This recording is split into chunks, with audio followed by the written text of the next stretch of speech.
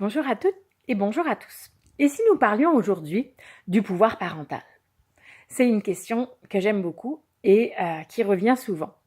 Un papa rentre dans mon bureau de consultation et m'explique que son enfant fait exprès et que même si lui il essaie de lui expliquer qu'est-ce qu'il faut faire, l'enfant fait l'inverse ou le regarde dans les yeux en soutenant le regard et le papa est très inquiet. Il me dit mais qu'est-ce qu'on va faire si je perds le contrôle? Qu'est-ce qu'on va faire? Il va devenir un enfant roi.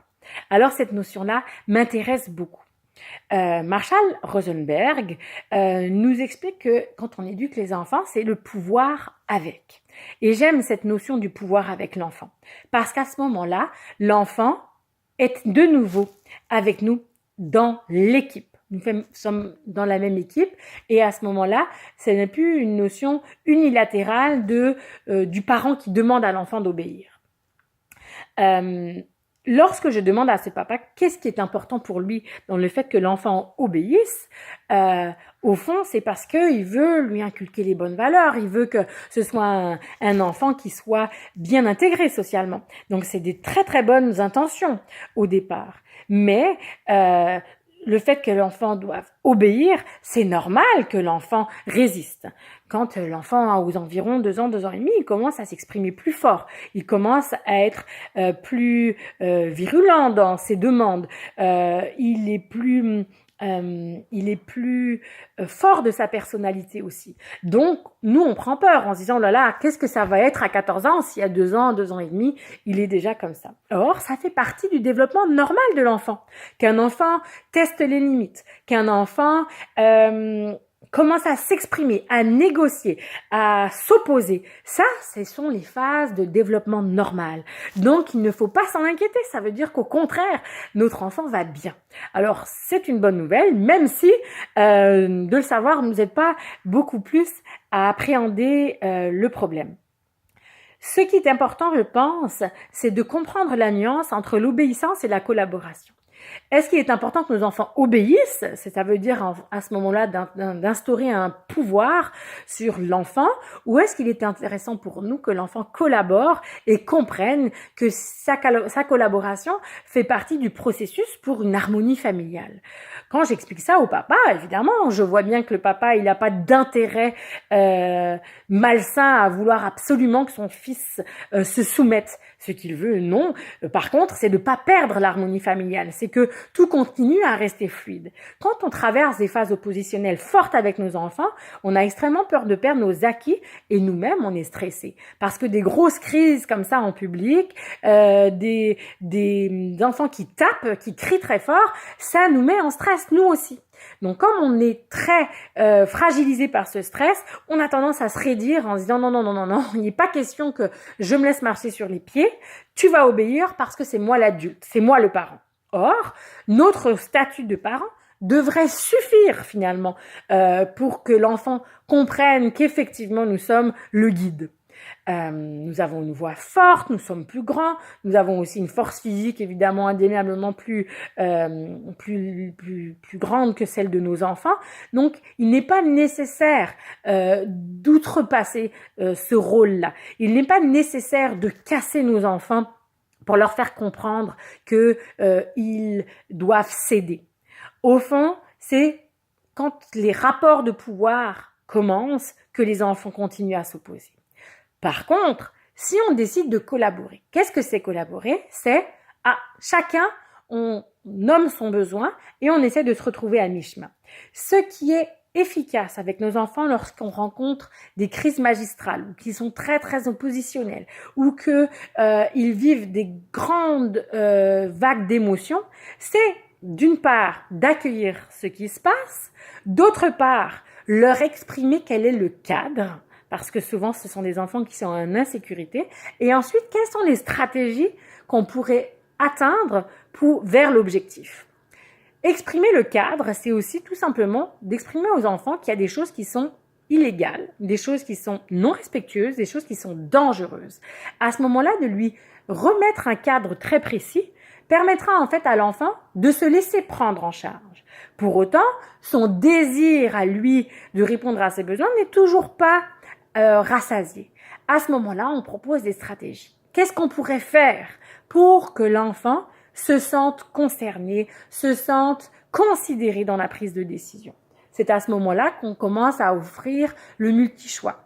Un enfant qui se braque pour aller le soir au bain, on lui propose le bain ou la douche. À ce moment-là, il a un pouvoir décisionnel. À ce moment-là, l'enfant reprend du pouvoir et ne se sent plus menacé, lui, dans sa crise identitaire, dans la notion de développement. À ce moment-là, nous obtenons gain de cause. Alors évidemment, il est parfois plus difficile et c'est plus long de passer par ces stratégies-là, mais en même temps, ce sont des stratégies saines qui font qu'on va toujours laisser croire à notre enfant qu'il a de l'importance, que ce qu'il exprime, ce qu'il argumente, ce qu'il négocie fait du sens, qu'on est encore à l'écoute et on ne ferme pas le dialogue. Nous avons seulement été élevés dans des énergies différentes. L'enfant avait très peu droit à la parole, c'était l'adulte qui décidait. Je me rappelle de phrases assez toutes faites, c'est comme on se tait à table, ou tu décideras quand tu seras un adulte, ou un non c'est non puis ce sera toujours non. Ce sont des phrases qui nous enivrent encore et qui nous font douter sur nos interactions avec nos enfants. Est-ce qu'on fait bien les choses ou est-ce que finalement on crée trop de laxisme dans la relation? Or, permettre à l'enfant d'avoir un choix qui est guidé, va soulager son cerveau, qui va pouvoir en fait diminuer le taux de cortisol, qui est donc l'hormone du stress, pour pouvoir reconnecter à une vie plus spontanée où il y aura moins de crises successives. Alors, pensez éventuellement à retravailler cette créativité. Non, les enfants ne font pas exprès de mal agir, mais oui, ils cherchent de l'attention. Donc, effectivement, lorsqu'on me dit « mais il fait exprès », oui, peut-être qu'effectivement, il fait exprès pour nous faire réagir. Ça ne veut pas forcément dire qu'il fait exprès pour nous nuire, parce que l'enfant, si jeune, n'a pas conscience des conséquences. Il n'a pas conscience de tout ce qui se passe autour. Il est extrêmement pris dans son émotion. Mais oui, souvent, c'est un appel au secours. Il a besoin d'avoir de l'attention. Et les enfants ne savent pas trop faire la différence entre des attentions positives ou négatives. Donc, un enfant qui fait exprès et qui a un parent qui se braque, l'enfant, lui, il se dit « j'ai quand même de l'attention ». Pour autant, un parent qui se braque ne répond pas aux besoins de l'enfant. Et l'enfant a besoin de sentir qu'il est considéré dans la prise de décision. Il a besoin d'apprendre à faire tout seul pour lui apprendre à s'autonomiser, à se prendre en charge, à trouver ses stratégies. Il doit se confronter par l'expérience. Et se confronter par l'expérience, c'est faire des tentatives. C'est faire des tentatives souvent déchues et souvent ratées. Mais ce sont des tentatives nécessaires à la compréhension de ce qui se passe, à la compréhension des conséquences et aussi à la compréhension de nos relations aux autres. Tiens, si j'agis de cette manière-là, qu'est-ce que je récupère à la relation?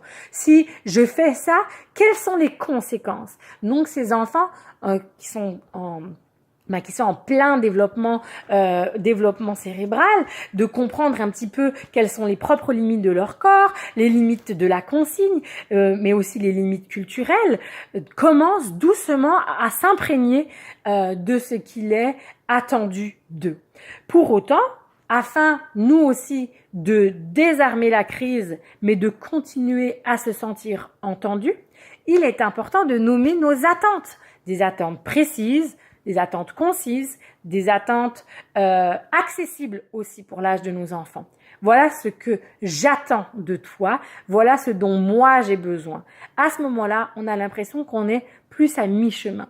Et oui, c'est un chemin de consensus. Et non, le parent ne peut pas avoir tout puis l'enfant rien, ou l'enfant tout obtenir et que le parent s'efface. La relation, c'est un consensus. Et ce consensus est nécessaire pour que chacun y trouve une harmonie relative. Donc voilà, aujourd'hui, c'était un petit peu plus philosophique que d'habitude, mais j'espère que cela vous aura donné des pistes de réflexion, des pistes aussi d'analyse sur souvent nos projections quant à l'éducation que nous avons reçue versus l'éducation que nous voulons offrir à nos enfants. Je vous souhaite une très belle journée et à bientôt.